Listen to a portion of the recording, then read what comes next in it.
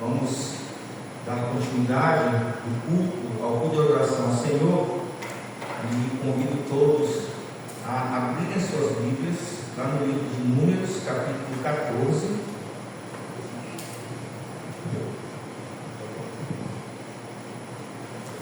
Números, capítulo 14.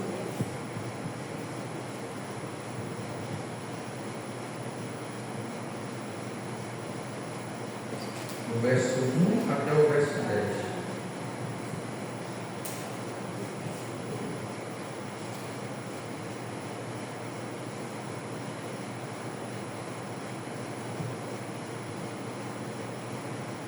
Diz assim a palavra do Senhor: Então toda a comunidade começou a chorar em voz alta e continuou em prantos a noite toda.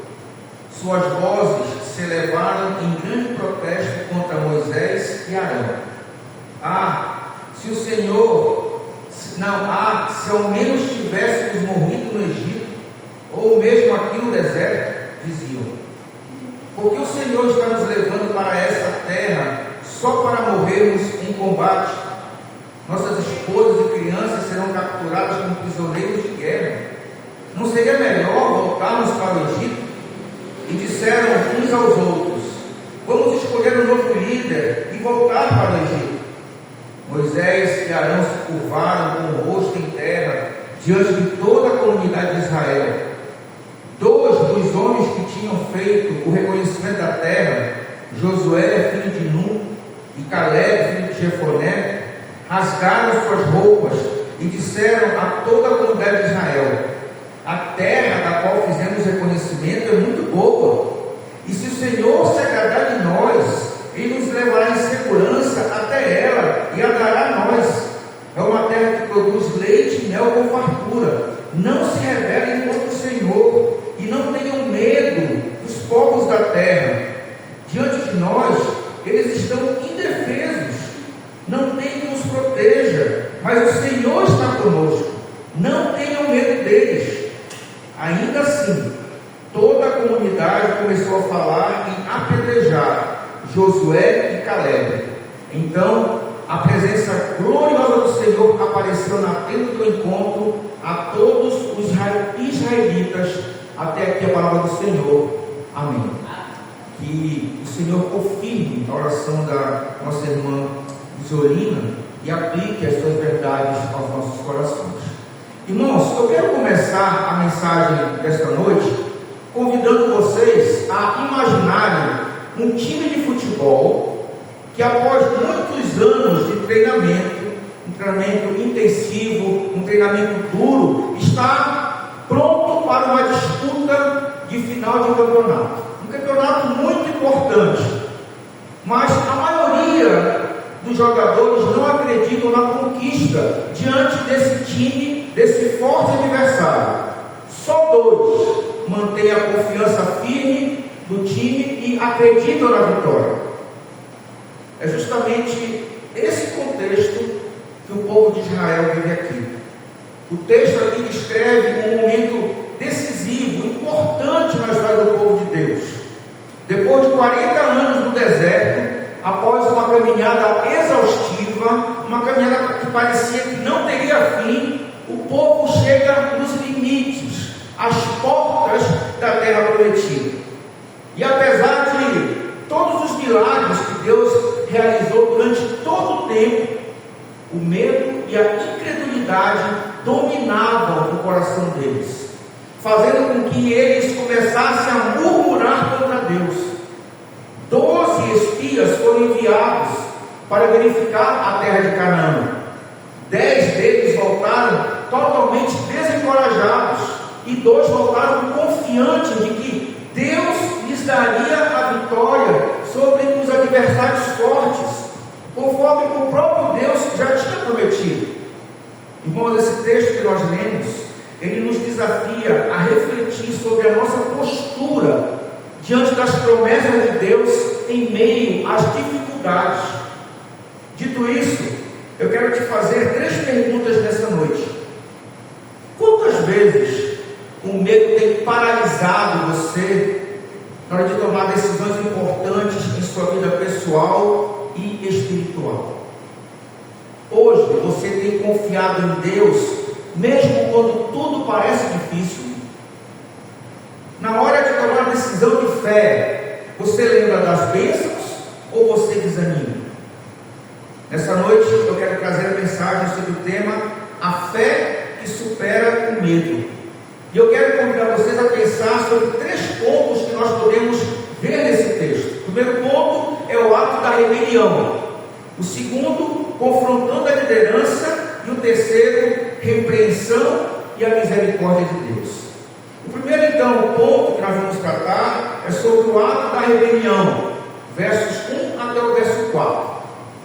Ao ouvir o relatório dos espias, que é narrado em Números capítulo 13, verso 27 até o verso 33, e eu quero compartilhar com vocês esse texto, capítulo 13, verso 27 até o verso 33.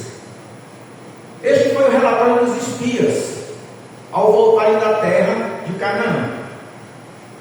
Este foi o relatório que deram a Moisés. Entramos na terra a qual você nos enviou, e de fato, é uma terra que produz leite e mel com fartura. Aqui está o tipo de fruto que nela há. Contudo, o povo que vive ali é poderoso, e suas cidades são grandes e fortificadas. Vimos até os descendentes de Enac.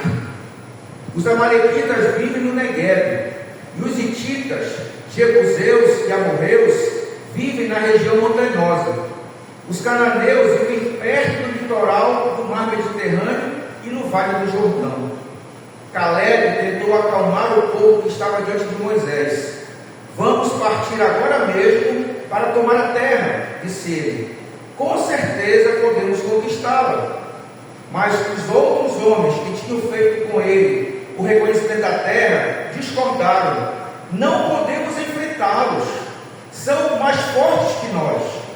Então espalharam entre os israelitas um relatório negativo sobre a terra, dizendo: a terra que atravessamos ao fazer o reconhecimento devorará quem for morar ali. Todas as pessoas que vimos são enormes. Vimos até gigantes, os descendentes de Enac.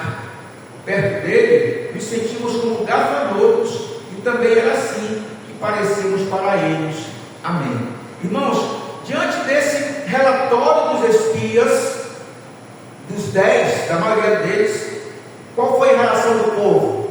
O povo ali reagiu com lágrimas, com gritos, com murmurações, e desejaram voltar para o Egito, e com isso, rejeitando a promessa de Deus, promessa que Deus fez a Abraão, lá em Gênesis capítulo 17, verso 8, da qual Deus diz a Abraão, que para Abraão e sua descendência, eles dariam Canaã. No acampamento de Israel, então, a incredulidade e o desânimo espalharam-se rapidamente dentro dos corações do povo. E logo, como diz o verso 1 do capítulo 14, toda a comunidade começou a chorar em voz alta e continuou em prantos a noite toda. E no dia seguinte a congregação toda criticou Moisés e Arão. O verso 2 diz: suas vozes se elevaram em grande protesto contra Moisés e Arão. E eles lamentaram o fato de não terem morrido no Egito, ou mesmo no deserto. No entanto, nós podemos lembrar que os israelitas, eles já tinham um histórico de murmuração. A sua murmuração começou na noite do Êxodo, quando eles tinham a certeza de que seriam mortos pelo exército do faraó.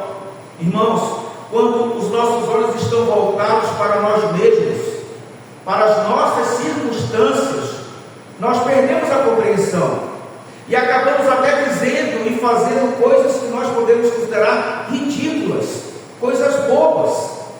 E as murmurações, elas justamente refletem a atitude de descontentamento diante dos desafios, onde as pessoas preferem o conhecido inseguro, que era o quê? Voltar para o Egito, do que confiar em Deus para o futuro prometido, que era conquistar Canaã, a terra terra prometida por Deus. Esta reação, ela traz à tona o medo humano, a falta de fé e o desejo de retroceder diante do desafio. Esse mesmo povo, quando entrou no deserto de Sur, eles reclamavam que não tinha água para beber. Narra lá em Êxodo capítulo 15, verso 22 até o verso 27. Depois, lá em Êxodo capítulo 16, nós vamos ver esse povo murmurando porque sentiu falta das comidas do Egito. E aí eles tinham um lamento que era uma chave para eles. Diz assim: se ao menos o Senhor não tivesse matado o Egito. Em Refidim, o povo estava pronto para apedrejar Moisés, porque não tinha água. E lá em Taberá, alguns murmuraram e foram mortos por fogo do céu. E depois desses fatos, então, o que aconteceu? O disse-me-disse, o burburinho entre eles, levaram eles a pedirem carne para comer. Agora nós queremos carne. E Moisés então ficou tão triste que Moisés desejou morrer.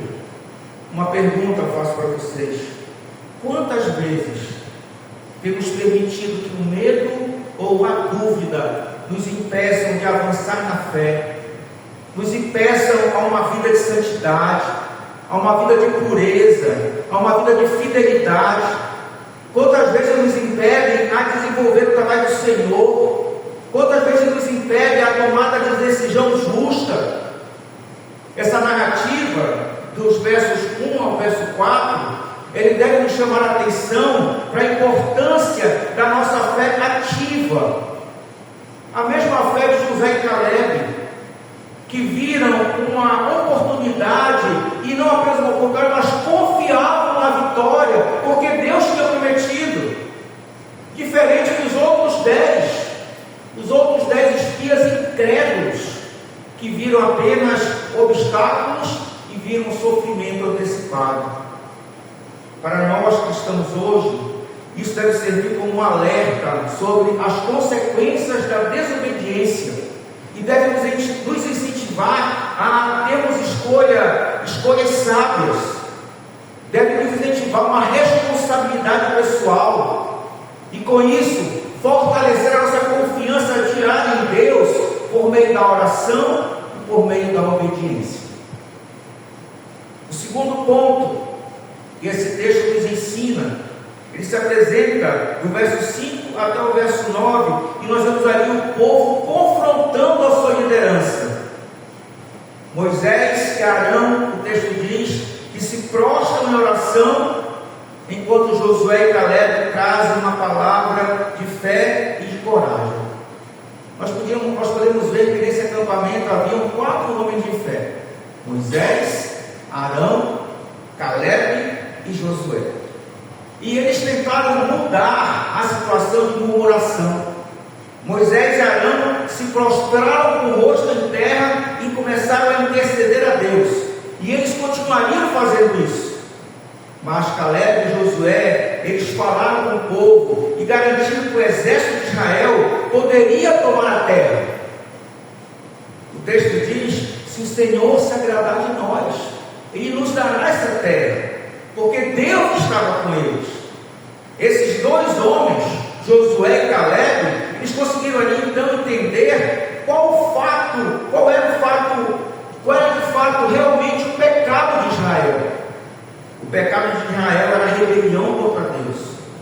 E quando nós não acreditamos na palavra de Deus, nós também estamos nos rebelando contra Deus.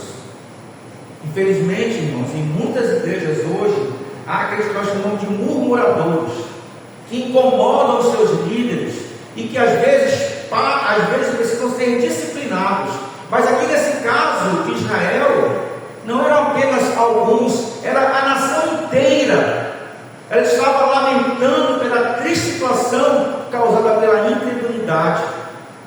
Em vez de eles assumirem seus próprios erros, eles preferiram culpar Deus. E eles resolveram então escolher um novo líder e voltar para o Egito, como nós vimos no verso 4. E ao tomar a decisão então, eles mostram rebelião contra a vontade de Deus.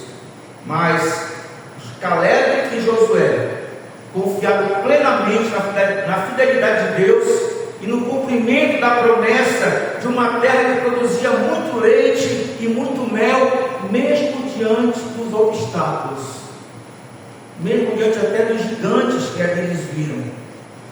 Irmãos, quando o Filho de Deus está dentro da vontade do Senhor, não há lugar para murmuração, não há lugar para medo, mesmo que as circunstâncias sejam as mais difíceis. Isso porque a vontade de Deus jamais irá nos conduzir, quer dizer, a um lugar em que a graça de Deus não possa prover o que nós necessitamos. A vontade de Deus jamais irá nos conduzir para um lugar onde o poder de Deus não possa nos proteger. E se a nossa oração diária seja feita a tua vontade, assim na terra como no céu, e se nós andarmos em obediência a Deus, então quais os motivos que nós temos para temer? Que motivos temos para reclamar? Nós temos a capacidade de sermos murmuradores. E saibam que um espírito murmurador é sinal de um coração ingrato. Com as nossas queixas, nós estamos ousando dizer ao Senhor que nós sabemos melhor do que o Senhor o que é melhor para o seu povo. E Filipenses capítulo 2, verso 14 diz: façam tudo sem queixas nem discussões. E aí então nós podemos pensar numa outra pergunta: será que é possível ser como Josué e Caleb hoje, mantendo uma fé inabalável, mesmo quando o ambiente é contrário, mesmo quando há adversidades? E aqui a questão não é pensar nas adversidades, aqui a questão é entender o que é ter uma fé inabalável. E ter fé inabalável hoje está ligado, irmãos, a ter uma atitude ativa de confiança e de perseverança. Lembram da mulher do fluxo de sangue, que passou anos com hemorragia, mas ela nunca desistiu. Apesar de tantos anos, ela nunca desistiu de ser curada. A fé que permanece firme não é uma fé que apenas espera, mas é uma fé que se traduz em escolhas cotidianas, ou seja, escolhas diárias, de depender de Deus, de esperar a providência de Deus. A perseverança da fé fortalece o caráter, produz maturidade espiritual, e é o caminho para nós possamos experimentar a plenitude e a vitória prometida por Deus. Então, sim, é possível sim um cristão viver com uma fé inabalável, como Josué e Caleb tiveram diante das situações contrárias. Isso porque a fé deles não se firmava nas circunstâncias, mas a fé deles estava na confiança das promessas de Deus, não naquilo que era contrário. E esse mesmo princípio, esse mesmo fundamento, ele pode ser cultivado, na verdade deve ser cultivado pelos cristãos hoje, para que nós possamos resistir às dificuldades, para que nós possamos resistir aos desafios. Ter uma fé inabalável hoje exige que nós olhemos além dos problemas, mas também exige que nós possamos confiar na fidelidade do Senhor e perseverar com coragem, com certeza, mesmo quando o ambiente é contrário, mesmo quando a situação não nos é favorável. Isso é ter uma fé inabalável, como teve Josué e Caleb. O terceiro ponto da nossa mensagem nos leva a uma reflexão sobre a repreensão e a misericórdia de Deus, que nós vemos aqui no versículo 10. O versículo 10 diz então: ainda assim, toda a comunidade começou a falar em apedrejar Josué e Caleb. Mesmo Josué e Caleb com ânimo, dizendo: se o Senhor se agradar de nós, Ele vai nos dar vitória. Ainda assim, eles preferiram apedrejar Josué e Caleb. Então, a presença gloriosa do Senhor apareceu na tenda do encontro a todos os israelitas. A congregação reage como? Tentando atacar Josué e Caleb, mas a glória de Deus aparece para impedir aquela violência. Enquanto os 10 espias incrédulos argumentaram que a terra de Canaã iria devorar os israelitas, no verso 9 do texto que nós lemos, Caleb e Josué consideram os cananeus como pão para o exército israelita devorar. Essa é como nós lemos na versão árabe. Na nossa versão, eles dizem: não tenham medo deles. Não tenham medo deles. Mas o povo de Israel não gostou do que Caleb e Josué estavam dizendo e decidiram apedrejá-los junto com Moisés e Arão. Quando nós andamos pelas aparências e não pela fé, nós perdemos o entendimento que é suficiente para saber quem são nossos verdadeiros amigos. Então nós nos voltamos geralmente contra aqueles que mais podem nos ajudar. O verso 10 aqui, irmãos, ele simboliza a presença divina sobre os que são fiéis, mesmo em meio a uma incredulidade geral. A maioria ali estava incrédulo, mas a presença divina de Deus guardou Josué e Caleb. A vontade de Deus é a expressão do amor dele por seu povo, pois seus planos vêm do seu coração. A vontade de Deus, irmãos, não é o castigo, mas a vontade de Deus ela é alimento. Seus desígnios não são correntes que nos prendem, mas laços de amor que nos atam ao coração de Deus, a fim de que Ele possa nos mostrar qual o melhor caminho, por onde devemos andar. Aqueles que se rebelam contra Deus, eles estão negando a sabedoria divina, estão questionando o seu amor e pior, estão provocando o Senhor a discipliná-los. O verso 32 do Salmo, o verso 9 do Salmo 32 diz que Deus muitas vezes tem que colocar freios e rédeas nos rebeldes para poder controlá-los. E não deve ser nada bom o freio e a rédea de Deus naqueles que são rebeldes. Deus quer que nós conheçamos sua vontade, que compreendamos a sua vontade, que nos agrademos em fazer sua vontade e que obedeçamos de coração a sua vontade. Quando nós nos entregamos ao Senhor, quando nós confiamos nele e obedecemos, nós podemos experimentar a boa, agradável e perfeita vontade de Deus, como nos diz o nosso irmão Paulo lá na carta aos Romanos, capítulo 12, verso 2. O Espírito de Deus nos revela a sua palavra e nos ajuda a entender o que Deus quer que façamos. Porém, é importante nós estarmos dispostos a obedecer, ou Ele não ensinará o que nós precisamos aprender. Precisamos estar dispostos a obedecer, pois senão o Senhor não ensinará o que nós precisamos aprender. O próprio Jesus disse lá em João capítulo 7, versos 16 e 17: Jesus lhes respondeu: minha mensagem não vem de mim mesmo, vem daquele que me enviou. Quem quiser fazer a vontade de Deus saberá se o meu ensino vem dele ou se falo por mim mesmo. Amém.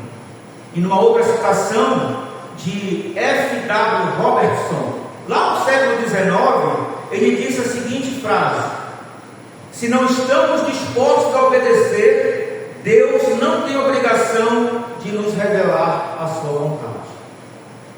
Então, queridos, como é que nós podemos compreender o verso 10, onde aí mostra que Deus ele protege e honra aqueles que permanecem fiéis?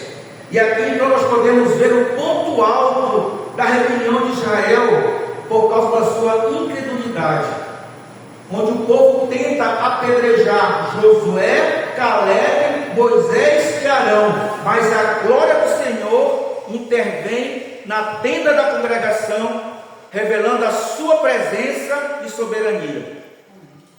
Esses versículos, o versículo 10, ele destaca uma tensão, uma questão delicada entre a rejeição humana das promessas divinas e a manifestação imediata da glória de Deus, que interrompem aquele pecado coletivo de Israel. A presença do Senhor ali, a glória do Senhor se manifestando ali, ele impede um pecado coletivo de Israel. Teologicamente, o versículo 10, ele ilustra como a incredulidade, ela provoca a ira de Deus, mas ao mesmo tempo, ele também mostra a misericórdia de Deus, ao preservar os seus fiéis, Josué e Caleb. Irmãos, nesse conflito entre fé e medo, qual lado que nós escolhemos? Nós escolhemos ficar do lado com uma fé objetiva na palavra de Deus e nas suas promessas, ou nós escolhemos o medo dos incrédulos que provoca a ira de Deus? Qual lado nós escolhemos? Concluindo, queridos, o texto no qual nós meditamos, ele nos ensina que a falta de fé e a rebelião contra Deus, elas trazem graves consequências, como o castigo daquela geração que não entrou na terra prometida. A geração que saiu pela rebelião, pela desobediência, essa geração não entrou para a terra prometida. Mas também esse texto ele deixa claro a importância da fidelidade, da coragem e da confiança no Senhor, mesmo diante das dificuldades, mesmo diante das ameaças, mesmo diante daquilo que nós não gostamos. E a intercessão de Moisés demonstra o poder da oração e o poder que tem o apelo misericordioso. E como aplicar isso em nossas vidas? Como aplicar essa confiança de Josué e Caleb nas nossas vidas? Na nossa visão espiritual, ela deve nos ajudar a encarar os problemas cotidianos, muitas vezes dificuldades financeiras, problemas de relacionamento. Nós devemos encarar esses problemas com olhos espirituais, confiando que é o próprio Deus que nos capacita para a vitória, em vez de se deixar ser dominado pelo medo, pela incredulidade, que origina na nossa carne, que é fruto da nossa carne, na nossa coragem diária, diante de oposições na família, no trabalho. Faça como Josué, faça como Caleb. Eles insistiram em subir à terra prometida, apesar daqueles que estavam contra, pedindo sabedoria, pedindo força a Deus para enfrentar as possíveis adversidades. Isso significa dar passos de obediência prática, não apenas falar que vamos ser obedientes, mas obediência prática. Viver o que nós falamos. Lembra que nós falamos hoje de manhã? Viver o que nós falamos. E quais são esses exemplos de obediência prática? Perdoar, testemunhar, sabendo que é Deus que peleja as nossas lutas, é Deus que vence as nossas lutas. Como viver também na perseverança da fé, mantendo a firmeza nas promessas divinas ao longo dos anos. Caleb, ele esperou décadas para ver a herança, para ver a promessa se cumprir. Transmita essa fé por meio de um exemplo vivo. Faça isso inspirando familiares, inspirando amigos, levando-os a perseverar, transformando os desafios do dia a dia em oportunidades de testemunhar Cristo e o que Cristo fez na sua vida. Meu desejo é que o Senhor nos abençoe e nos faça perseverar na fé, não ter medo, não desistir, não murmurar, não se rebelar, mas sim crer, confiar e obedecer à palavra de Deus. E ao Senhor toda a honra, toda a glória e todo louvor para todo sempre. Amém. Vamos orar ao Senhor com nossas cabeças.